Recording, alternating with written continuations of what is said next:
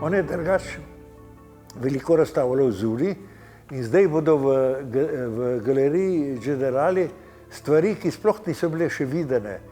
To pa zaradi tega, ker jih je ena švicarska galerija, mislim, da je v Baslu, jih je zadržala, potem ko je izvedela, da je umrl in to so čist slike, ki so nastale, lahko da so nastale v Parizu, kjer se je Barth dolgo časa mudil in so šle verjetno direktno iz Pariza v Basel.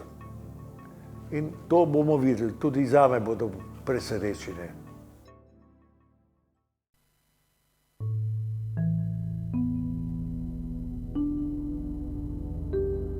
Ja, meni je bil ta njegov miselni svet povezan z magijo besede, z raznimi filozofskimi vejami, predvsem s kabalo, mi je bil zelo blizu in potem tudi odnos do zvoka, do glasbe in te povezave, recimo, za njega so posamezne črke imele posebno barvo.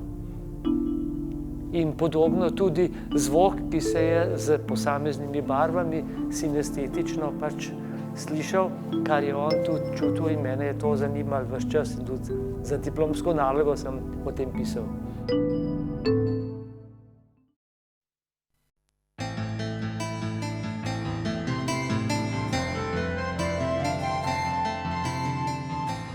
Sta pač dva vidika, kjer mi to veliko pomeni. Eno je pač ta osebna afiniteta do Barda, ki se mi zdi zelo fino, da je pač zadeva, da je on kot umetnik po takem času bolj izpostavljen.